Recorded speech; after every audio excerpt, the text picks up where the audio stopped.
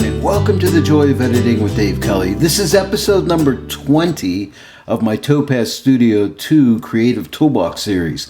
On today's episode, we're going to do a mountain painting today. It's going to be a lot of fun. You're going to learn a lot of different things. So, hey, without any further ado, let's get started. Now, I'm starting out here in Photoshop, but you could just as easily start out right inside of Topaz Studio 2 as a standalone program. And by the way, I'm linking this image in the description below in case you want to download it and follow along with me. So first off, I'm just going to duplicate my background. The first thing I want to do, this image looks a little bit dull to me, so what I want to do is I'm going to go to my filter and launch Topaz Adjust AI, because I'm thinking I want to give this image a little bit of a pop, not much. Now, if you watched any of my videos in the past, you've seen me use Adjust AI before. This is real quick. I'm not going to do much right inside of this software. I'm just going to click on Standard and see what kind of result I get.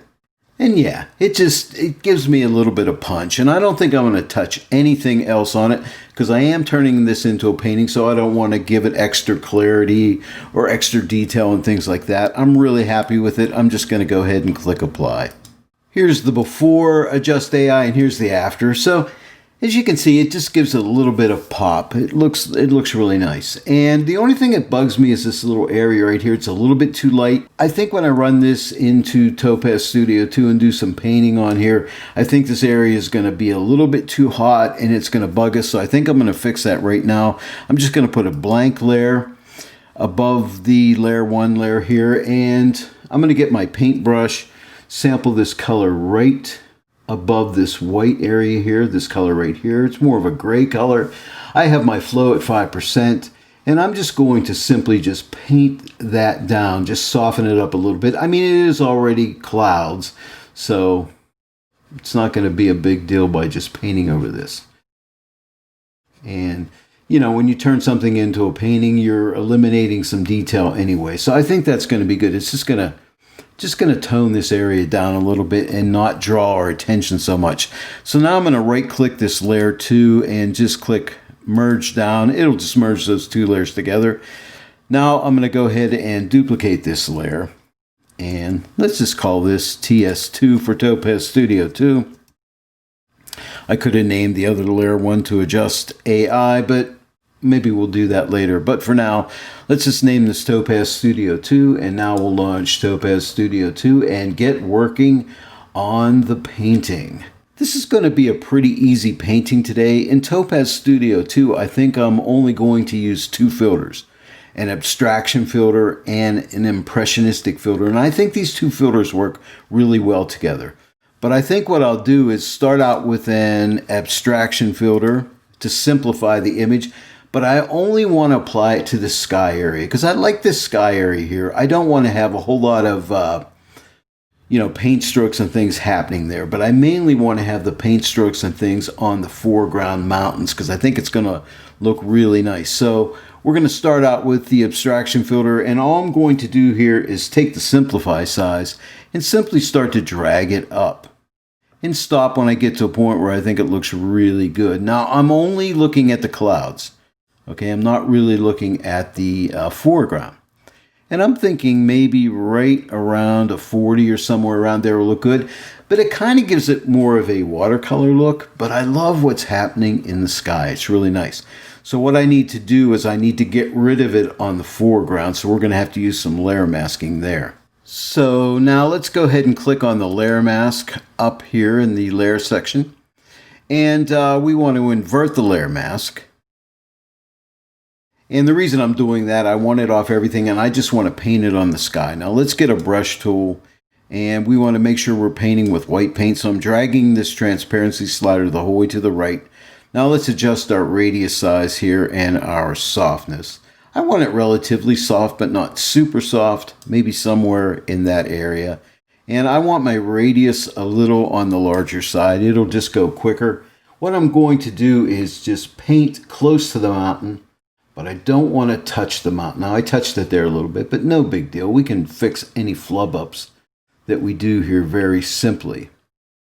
But just this large brush is going to help me paint this in really quick. And now I'll let go, and now you'll see the abstraction effect on the sky. And that looks really good right there. And now I can make my brush smaller, the radius smaller. And now I can come and maybe fix some of these areas. And now I have the edge of wear on close to the mountain tips here. And even if I go over the mountain tips a little bit, it's okay. It's not going to hurt anything. Again, I can always come back and fix this stuff. Okay. I want to get in here. Because what I'm going to do is steal this layer mask and use it for the mountain as well. But I'll just have to invert it when I do the foreground mountain area. And I can just make sure I'm covering all this area right in here, which I think I am. I think I'm going overboard here, but you know me, I like to go overboard. There we go. That's good. Now let's go ahead and copy this layer mask. So if we click on these three dots right here, we can click on copy. And now that layer mask is in our buffer. It's saved for us. So next we're going to add another filter, and this filter will be the impression filter. So let's click it on. Now let's start out by, if we right click this impression layer mask right here, we can click on paste the mask. Now it's going to do the opposite of what I want. So all I need to do is come to the three dots here and click invert. And voila, just like that, it is inverted. Now we're going to start working on the painterly mountain in the foreground. Now let's have some fun. We're going to do some tweaking on this impression filter. So right now we have the layer mask on right here. So all we need to do is come up and click on the impression layer here. And now we have all our adjustments inside of here. Here's all our brushes. Now we can go ahead and click through some of these brushes here. I have one brush in mind, and I think it is type 10. But let's just click on some of these brushes. But you see how they give us a different look, a different painterly look. And when you see these brushes like this, like type 7, that's more of a sketchy pencil sketch type brush. And those are really cool, and they can be a lot of fun. But I'm going to use this brush, I think, right here, type 10.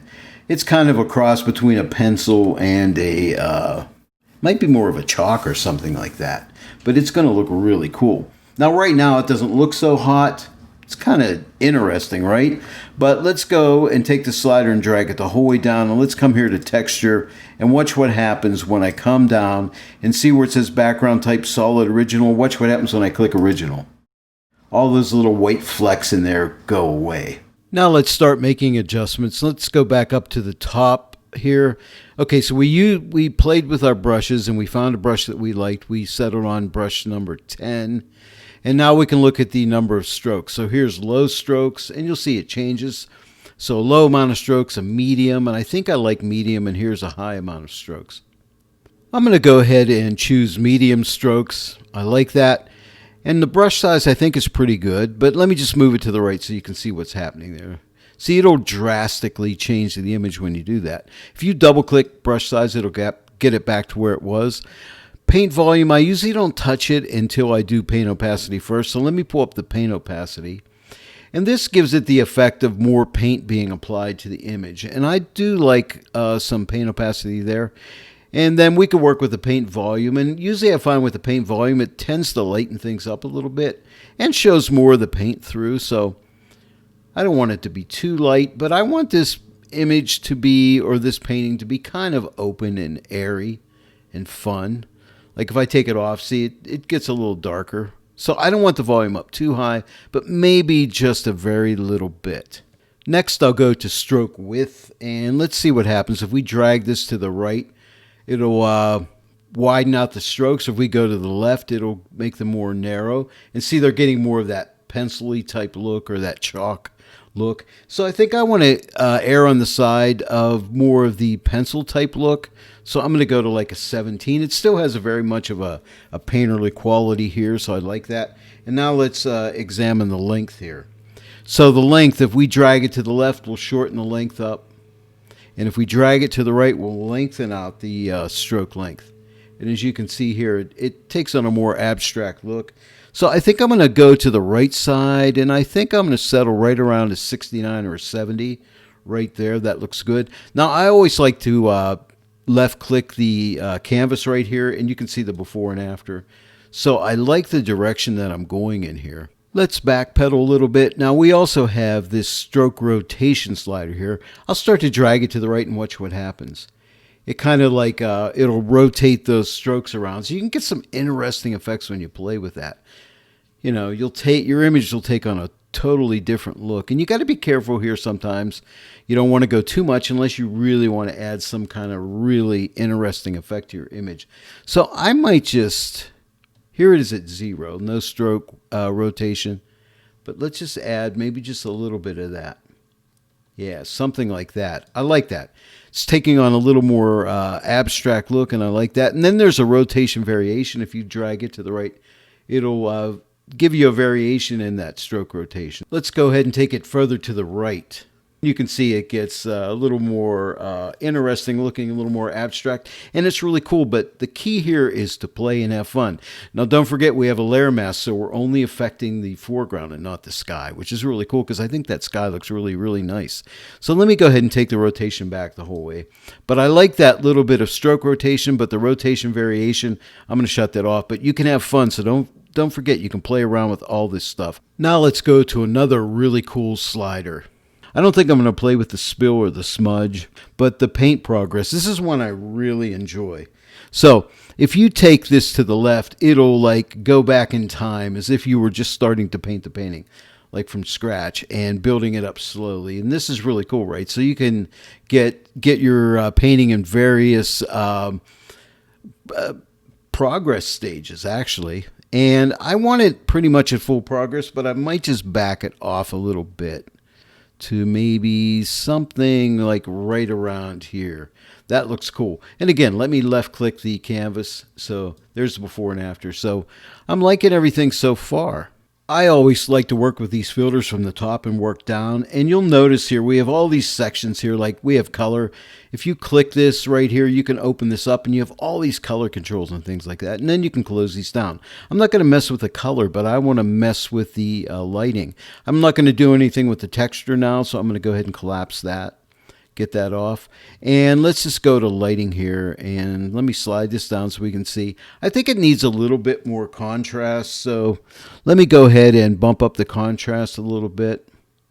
Yeah, I don't want to go too crazy here, but I definitely want to bring some contrast in here, which is going to give it some, a little bit more drama. Maybe somewhere around there, a 20 or 19.